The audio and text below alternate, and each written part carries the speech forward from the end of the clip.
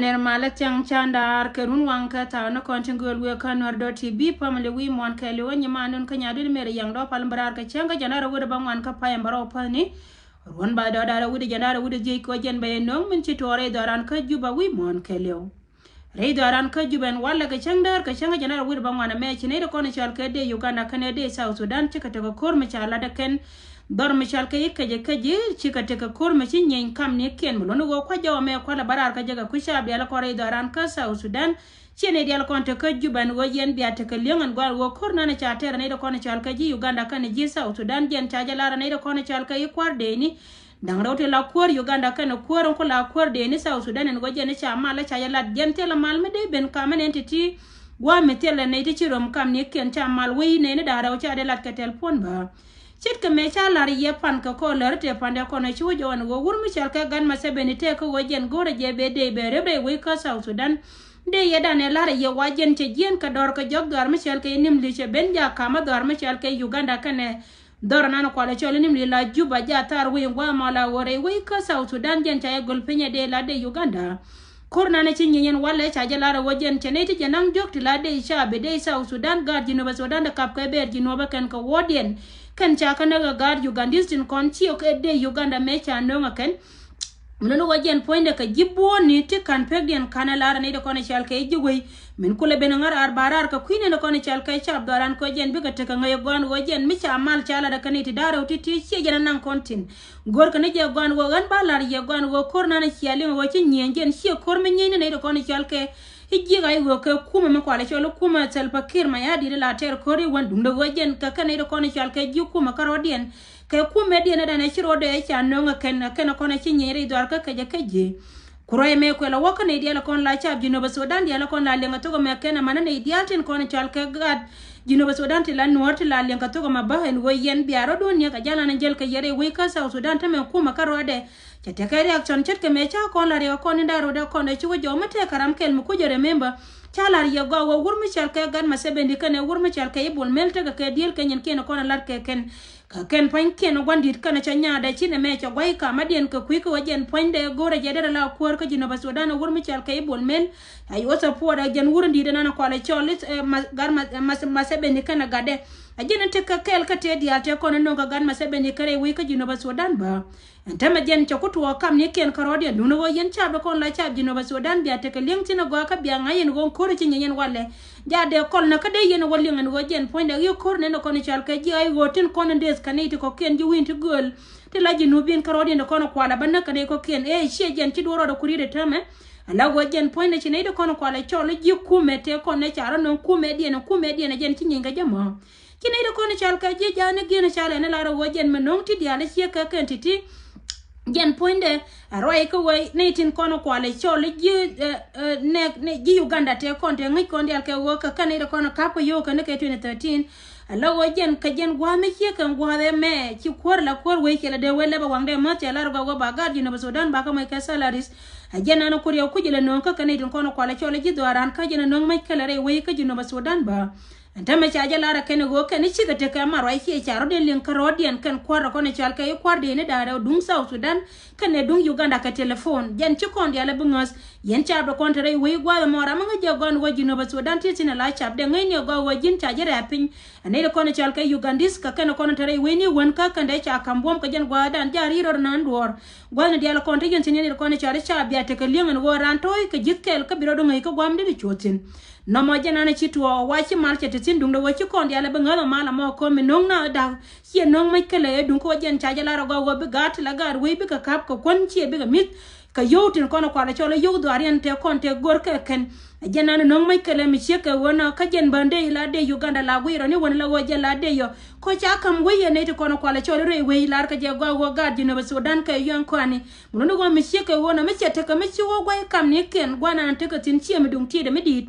kan gata kono chal ke gad we dong de rongon ngai ke de jalara ken go kon chane bi chang re dwara plazo kan sidi tendo kwa la bana ne ko ken kono ci bere we muno go dara ne tin kono chal ke ji dwar ba de ka moy ka ngai gwana ante ka tin ba ka ye yen cha ba kon la cha di no Sudan en go yen bi ate ka lengo go jira ma ngai je go ching ne jin ko jin jinubi ngai ne go jin bi na mo bi ngai go jala rode na arai kel kamen ci tuwan wala ka changa jalara wor ba ngwan ajen to de na ma kelu en go de Uganda kane de South Sudan chikanyen ka chane de janang jok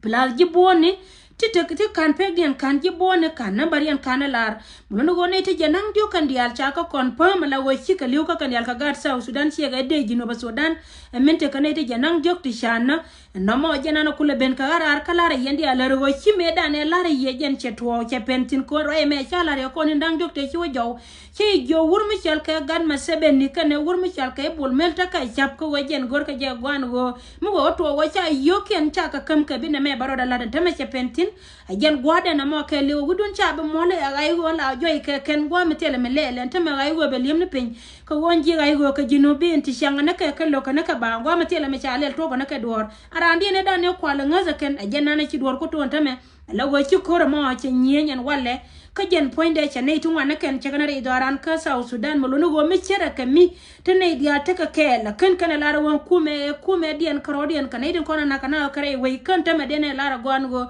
chi Uganda take case kana South Sudan dung go jen chana jabe lar ko ne ko ni chanka chi ne ko ne joy kare la shab jino ba Sudan ko kon la ro da lar go be wetum tino go ro do go me be jal ka ji re idaran ko jen point de bi ngai go wote ka mi chi tuo chika be barara ba yo kenen go jen point de che benene la go ba alarme la to de dung go ba ben ka ye yen chab dial che kama yende la go la barar ka jo me ka ko be chab dino Sudan be ka take liam che yene de ko ne chal ka inwari ti raja ka to go me ra ka ngame ko ne tu wana ken ka peje me ka tin ka tanke ga jino bi ne lenga ro me ba ken bi ate ga lengo ati tin bro ro ya la ka agwa ka bi ngai go go chi kuma me da ne chi bene la suker kan ne tin ko na kwala chole ne sel pakir ma yadi jen che loyela lew la wo jen gore je wo ngwe de nas gon yalla konte ko sin aji jola worom nyal ka bi ji chone jal ka choken mono wo yen ji chone go yero dun do be jal ka ye ka ji jole ka jel ka jol ken bara woro go waro tino chelan mo gorne de ko ne chal ka ji chone dong go yen ji chone wane ma wo no kun gore je go go biata do biaje gore gon wo jen bia jare do na mokel ka tin yalla ko no ngara ma yende yalla go wonno do tv kala berar ka jen changa wala me cheke me chaje lar ye go kon bakala bakarar wan chebene bara twice a week baga barar kare o ka jok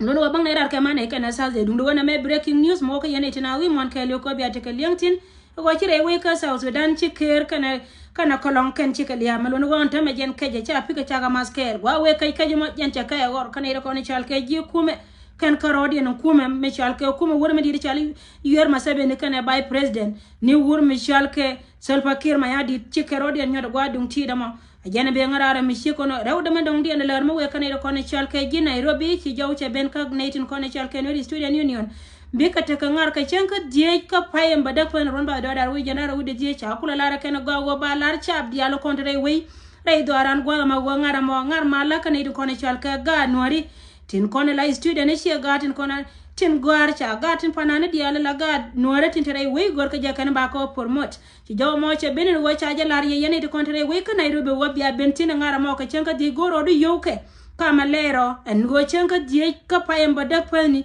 be jingala wo chete kameton me chi dwan gwana te yentin ya ka bia gad kun bia ko support ka kel bare chenga pies muno wo no student union temo go cha kamraden go jen gore ja baga no tin konto gwa mo be kala por mo che kamela lat ken teme hana janga go wo kan panande kon chel ka ga no re kan te ka pin ka ku ko tel ka support mi chi chara mo ben ka gate kon la intellectual ga no tin kon go ka je ken go ba dor ba ja kam nyala ken dara go apu go bia jen bia netin kon chel ken ne kun bia ko support gwana te yentin wiya ka bia gad kun bia ko support ka chenga die ka paye badak palni en go ne diatin kon la twar ka tware wi kan dia bi go wotin ta jo mo cha ngone no student union kana ga na panane go baje longye araro ko dondu ne meton mate ka jamiti ka tu shelen ne go go bi wan shelen bia to ko ro kel ka wodu ka chenga die ko wobe gara to bi ngare wotiti ka kana ko no ngara kan kamila very important ne dun ko bia ngai go Uganda kana South Sudan kare ka min taka tin dung da wace jena ko kon boda lar kon ro dan lar ka kui ka go kon binaitin kon la chab di ala kon to gwada ma je ka min da lar je waji gale ro den waron nyal ko kan taka ka go